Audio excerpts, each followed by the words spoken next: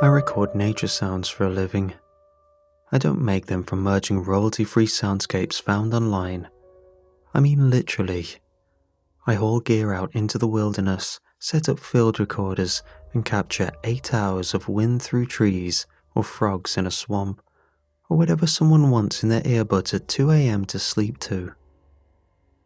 A few weeks ago, I hiked out to a stretch of forest in the Pacific Northwest.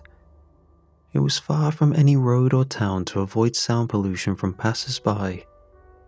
There wasn't even a foot trail, just trees, ridgelines, and a stillness that messes with your sense of time. I'd scouted the spot online. There was minimal wildlife and no nearby power lines to cause interference. Perfect for what I needed. I set up the rig just before sundown, a shotgun mic on a carbon tripod, paired with an unintended recorder tucked into a Pelican case, all wired for battery life and max sensitivity. I set it to run overnight and hiked back out with my overnight pack. The next morning, I picked up the gear, packed everything up, and drove back to the cabin I'd rented for the week. Standard routine. When I dumped the files onto my laptop, it sounded clean, real clean. You could hear a soft wind tugging through the pines, some distant wood creaks, a lone owl. It sounded like something I'd barely have to touch in post. No clipping, no signs of animals or interference. It still needed scraping in case a low hum of an aircraft ruined a segment. So I slowly scrubbed the whole thing. But then I hit 3:41 a.m. I didn't catch it the first time. I was playing it at 4 times speed, but even at high speed, something about that section jarred. So I went back, played it in real time.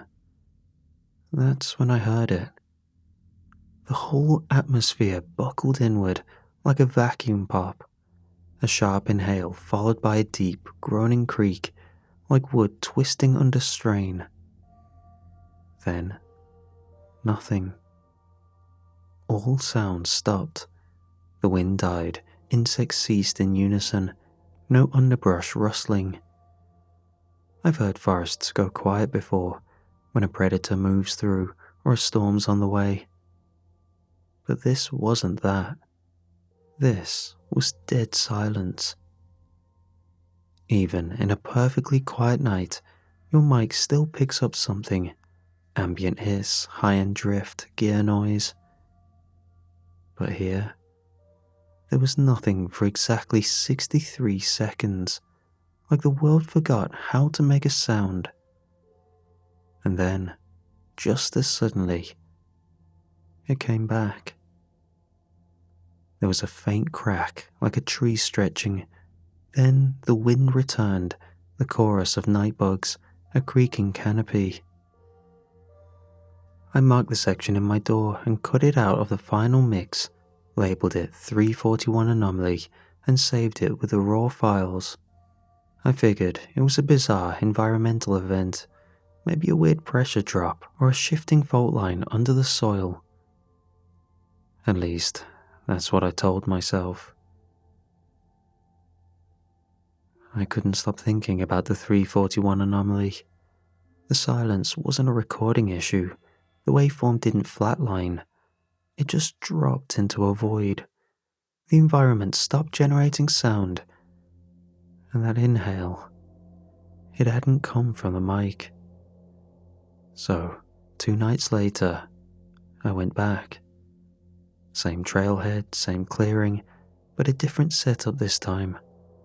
I swapped the shotgun mic for a parabolic dish with a matched stereo pair, new recorder, fresh cables, no chance of interference or hardware glitches.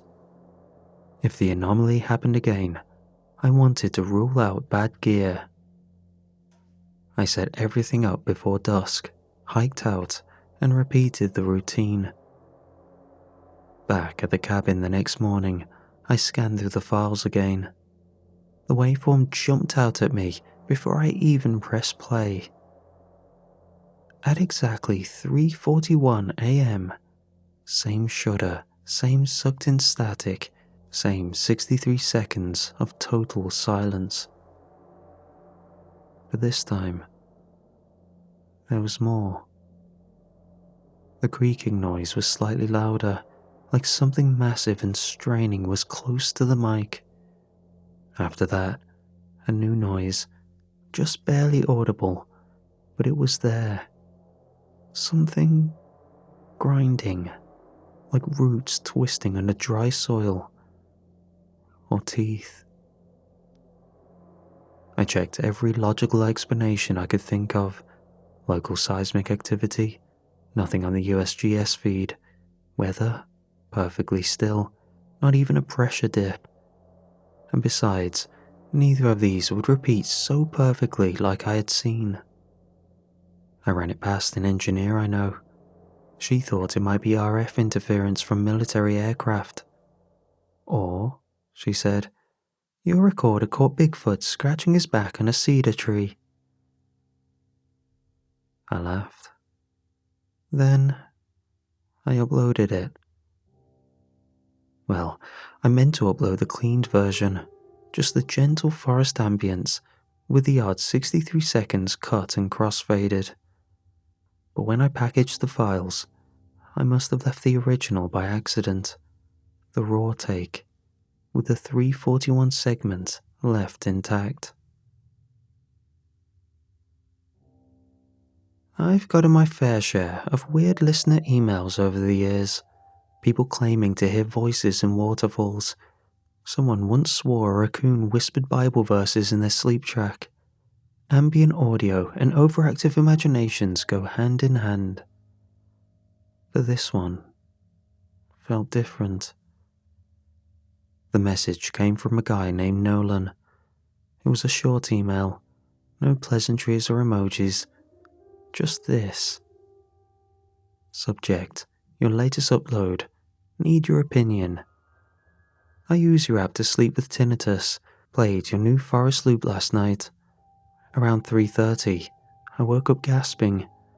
No nightmare, just this pressure in the room, like something leaned on my chest. I checked the audio file to see if anything caused this, and found this. Screenshot attached. Let me know if you see it too. He attached a spectrogram screen grab from his player, a frequency waterfall of the 3:41 segment. Right in the center of the silence was a shape. It wasn't obviously human, but it was symmetrical, made of low, barely perceptible frequencies, hollow at the center, with long vertical streaks running from top to bottom, almost like arms or legs, but far too long. I stared at it for a long time before I closed the tab. Just audio pareidolia, like seeing faces in tree bark, I told myself, and moved on. But the following emails were harder to ignore. Someone in Oregon reported that their power cut out for exactly 1 minute at 3:41 a.m., somehow attributing it to my video, easy to dismiss as bad timing. Another said their dog barked at the speaker, then refused to enter the room where the track was playing. One woman swore all 4 of her houseplants were dead the next morning. They didn't just wilt a bit, they were fully blackened, crispy, like they'd been flash-dried. I still didn't panic, but I got curious. I reloaded the raw file in Reaper, this time pushing deeper. Noise reduction, spectral isolation, half-speed playback, then reversed. I tried every which angle. There was more under the distortion than I'd realized.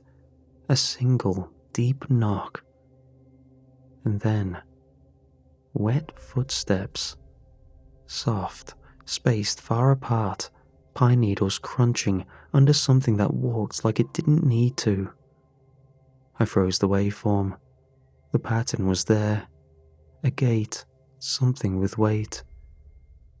I pulled up Night 1's raw file at the same timestamp. The same silence. I overlaid them. The knock was identical. But on night 2, the footsteps started sooner, and they were closer. I didn't go back to the forest because I'm brave. I went back because my name was on that file. People had started commenting, messaging, accusing. One user posted a TikTok claiming the track gave their boyfriend seizures. Another said their sister collapsed while it played and hadn't woke up since. Some said it was a hoax, others a curse. One even called me a murderer. So I packed the best gear I owned, a parabolic mic, a battery recorder, and a preamp with real-time monitoring.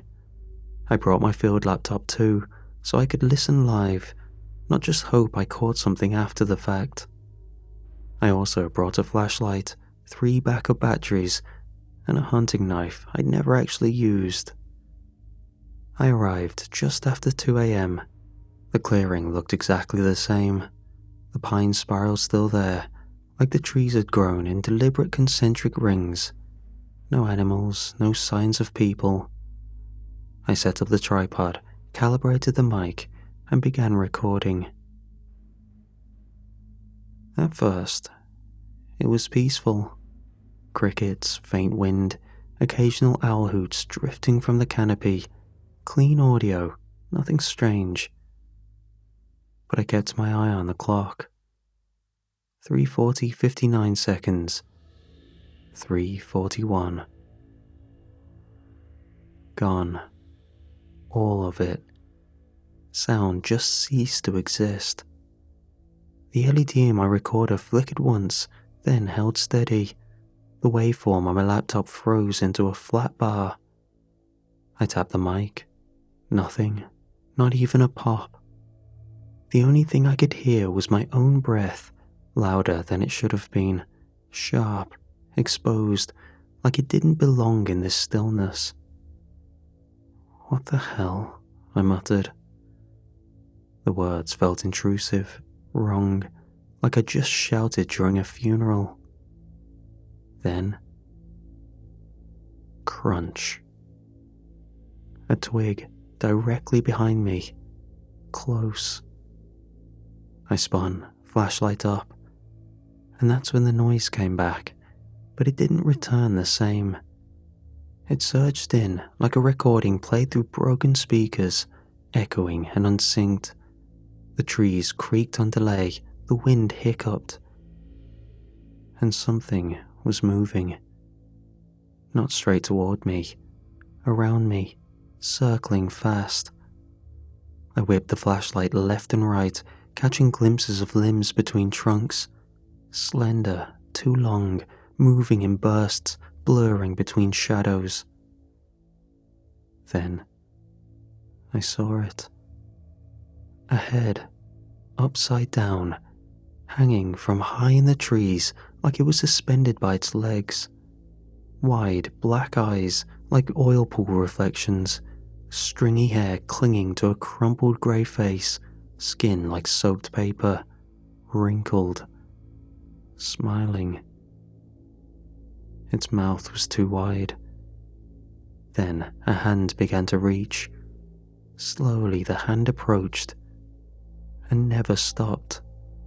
The limbs stretched slowly, impossibly, the shoulder never moving from the tree, elbow bending the wrong way, fingers lengthening by the inch, despite how high up the thing was. I was in shock. I couldn't move, stunned by the abnormality of what I was witnessing. It reached toward my neck and brushed the leaf beside my collarbone. That was enough. I ran. Branches tore at my arms, roots caught my boots. Every few seconds I'd nearly trip, catch myself and push harder. I could hear it, behind me, above me, so fast that I couldn't pinpoint where it was. It wasn't chasing on the ground, it was moving through the trees. Something heavy thudding from branch to branch like a gorilla made of wood and tendon. every impact sent down a shudder, a sound that wasn't just in my ears, it rang in my teeth. I didn't scream. I couldn't. My breath was fire in my lungs, my chest locked tight. I just ran. That was all I could focus on. I didn't want to be led astray. I had one goal in mind, locked on, and speed was my only chance. Because trying to outmaneuver this thing would only push me into unknown territory. The trees started thinning. I saw the glint of moonlight on glass. My car. I vaulted over a stump, skidded onto the gravel, and yanked the door open so hard it cracked the hinge. Leaving it unlocked was my only saving grace, knowing there was no one around for miles. The keys were in my coat pocket. Of course they were. I scrambled, fumbled, hands shaking. Then, bang. The hood buckled under the impact. A single hand slapped down onto the windshield. Long fingers, bone-white skin, unkempt black nails dragging, screeching lines across the glass like it was trying to peel it open. Its face leaned in, neck so long it had to twist a few times to peer in. Inverted, grinning, eyes like oil pulled over bone. The keys hit the ignition. The engine coughed, then caught. I slammed it into drive and hit the gas. Gravel exploded behind the tires. I clipped a tree as I peeled out. The thing blurred past the rearview mirror, arms trailing like ropes of wet muscle. I didn't look in the mirror to see if it followed. I just drove. Fast, stupid fast. The trees a blur of black and silver. The trail nothing but instinct. I didn't breathe until I saw the welcome sign for the next town. When I got home, I locked the door behind me. Deadbolt, chain, even wedged the chair under the knob. Then every window, one by one. I knew it was pointless, but it felt like doing something, like I still had control. My laptop was still on the kitchen table. I opened it as I walked past, booting up the file system before I even kicked my boots off. The plan was simple. Pull the upload, scrub it from the app, maybe even write a warning, something vague that wouldn't get me laughed off the platform. But then I saw the notifications.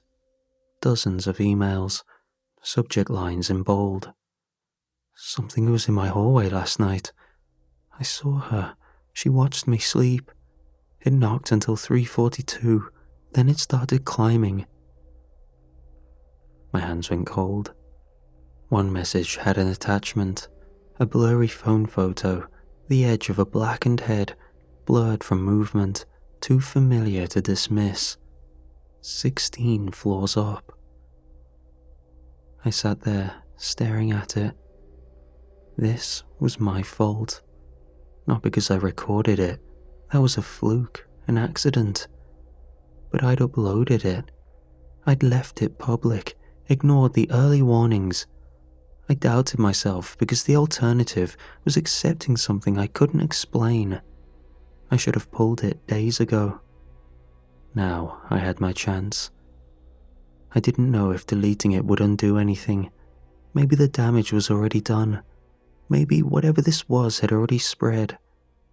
But if I left it up, more people would hear it. More people would see it. More people would bring her back. So I made the call. I pulled the file from the content manager, sent takedown requests to mirror sites, deleted the raw uploads from the app queue. Everywhere I could find it, I wiped it. It was over. I sat back in my chair. My phone lit up in the dark. I reached for it with shaking hands. New notifications from listeners. Whatever you did, thank you. It's quiet again. The notifications kept coming in, all from people who'd messaged before, the ones who'd said they were being followed, stalked, haunted. Relief washed over me, feeling like I'd at least salvaged something good from this whole thing. But my night was just getting started. I didn't sleep. I couldn't. Instead, I stayed on the hallway floor, legs cramping, back pressed against the wall, every light in the apartment blazing. I kept the laptop open on my knees, the inbox still flooding with new messages, strangers thanking me, telling me the knocking had stopped, that they were finally safe. But inside my own apartment, something was beginning to stir. It started subtly, like a change in barometric pressure. The temperature dipped, the buzzing from the fridge stuttered. I heard a soft creak in the ceiling above me. It wasn't a pipe or settling joist, but the deliberate sound of weight shifting across old wood. I froze. For minutes, nothing. Then a whisper of motion against the far wall, the sound of something just brushing the paint with the tips of his fingers. When the tapping came, it was so faint I almost missed it. Tick, tick, tick. I turned toward the sound, and my stomach sank. It was coming from the living room window. I stood, cautiously, slowly, just enough to catch a glimpse through the frosted glass. Just a faint impression of movement, like someone had passed by a moment earlier. I backed away, heart hammering. The tapping shifted, now coming from the back door, then from the ceiling hatch. Every surface of the apartment seemed to carry the sound like a tuning fork, as if something was circling inside the walls, growing bolder by the second, testing the house for the weakest point of entry. The lights dimmed, as if the apartment itself were exhaling. I couldn't tell if it wanted to come in, or if it was already here. That question answered itself a moment later. The lights above me dimmed again, not in a flicker, but in a slow, deliberate pulse, like the apartment was breathing. Somewhere deep in the walls, the plaster shifted with a muffled thud, and then another, each one closer than the last. Something large was crawling its way toward the center of the room. I stayed perfectly still. Then the drywall to my left bulged outward. Just slightly, a shallow swell, like someone was pressing a hand against it from the other side. I stared as the bulge drifted along the wall, dragging down toward the floor. Something ran its fingers across the baseboard, slow and lingering, tracing the shape of the apartment. A soft hiss followed, the unmistakable sound of breathing sliding from behind paint. I backed up until my spine hit the opposite wall. The thing in my home shifted directions, scuttling up toward the ceiling. The plaster bowed overhead, dust drifting down in thin grey streams. Whatever it wasn't bound to floors or gravity. It moved like a spider through insulation and beams, pushing against the structure, testing how thin the barriers were. The ceiling vent rattled, then the metal grille bent outward. Long fingers had hooked into the slats and was prying them apart. One slat snapped, another warped. A black, knuckle-shaped silhouette pressed through, skin stretched thin over something too sharp to be bone. I scrambled across the floor, heart hammering so hard I heard it in my ears. The vent split wider. A hand slid out. Long, grey, wrinkled, nails like splinters of obsidian. It curled slowly, searching the air, the way someone might test water before stepping in. It rotated toward me, knuckles cracking, reaching. And then it stopped. frozen mid-motion, because it was listening the same way it listened to the silence in the woods. I covered my mouth with both hands, shaking so hard my teeth clicked. Then, a sound. It wasn't from me or the thing, but from the table. A sharp ping. My phone, still face up near the door, lit up with a notification. The sound cut through the silence like a siren. Instantly, something shifted. A blur of motion, too fast to process, shot across the room. The hand, or part of it, lashed out from the dark and struck the phone with surgical precision. Crack. The screen shattered inward like it had been struck with a mallet. The phone skidded across the floor, buzzing once before dying. I covered my mouth with both hands, paralyzed. Then, another ping. From the laptop. An email. It shifted again. That thing in the walls. I saw the hand jut out once more, just inches from the keyboard now, fingers twitching, hovering. But this time, it didn't strike. It paused, almost curious. The same force that crushed the phone in a single blow now hovered in silence, tense with restraint. There was a recognition in the stillness. The hand flattened its palm on the ground. I didn't dare move, scared to even just stir the air. Once flat, the arms swept around in wide arcs around the room. It was searching. Large motions, sometimes far away, but suddenly inches from my heel. If it were deaf, I could have jumped, rolled away with good timing, but I was still frozen to the spot. And soon, it bumped into my body. On contact, it went frantic, sweeping motions over me, mapping me until it figured out who I was, my angle on the floor, the direction I was looking. It latched onto my wrist tightly, but didn't crush my limb like I expected. It pulled, a taut motion that gave me no choice but to follow, less like a dog on a leash and more like an escalator I couldn't leave. Unwilling, leading me to what I was curious about before.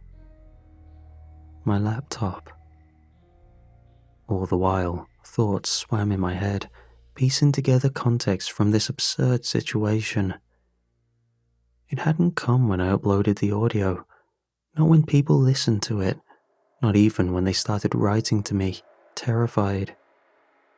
It only came after I took down the video, when I broke the chain, when I tried to stop it from spreading. That's when it noticed me. I looked over at the laptop, now glowing in front of me. And for the first time since this all started, the idea of dying didn't seem like the worst option. If this thing could be stopped by ending the transmission, by letting it end with me, maybe that was the answer. Maybe it was worth it. But the moment passed, survival dug its claws in. I sat down, and the moment it felt that, it released its grip on my wrist, but hovered near my head in a threat that was easy to read.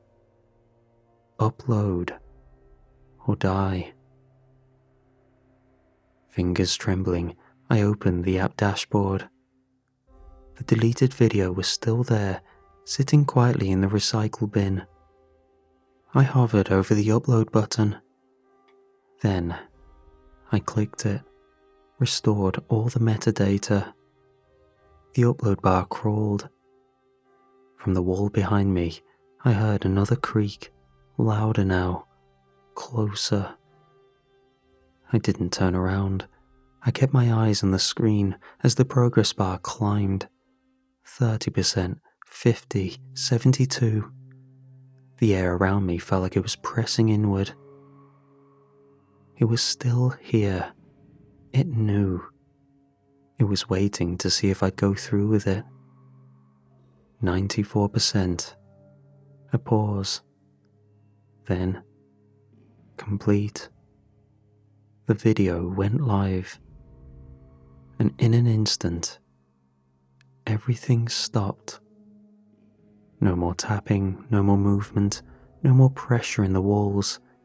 The lights brightened as if a film had been peeled away from the bulbs. It was gone. And for the first time in what felt like days, sound, beautiful, living sound. I exhaled, really exhaled, like I hadn't in days. And I hated how relieved I felt.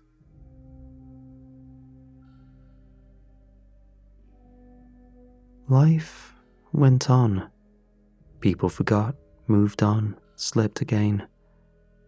But I didn't. Not really. I still wake up every day and open my laptop. It's automatic now, muscle memory. I don't check emails, don't check socials. Just the view count. 318, 322, 338. Every number feels heavier than the last. I don't see them as just numbers. Each one is a person, a victim. I still record sometimes to keep myself sane. Short trips, close to town, never at night. And I never upload the raw audio. I listen to every second. I triple check the waveform. I scrub the background for anything that doesn't belong. And when the clock hits 3:41 a.m., I make sure I'm in bed. Earplugs in, lights on, eyes shut tight. Because I know now, it's not the silence that gets you. It's what follows.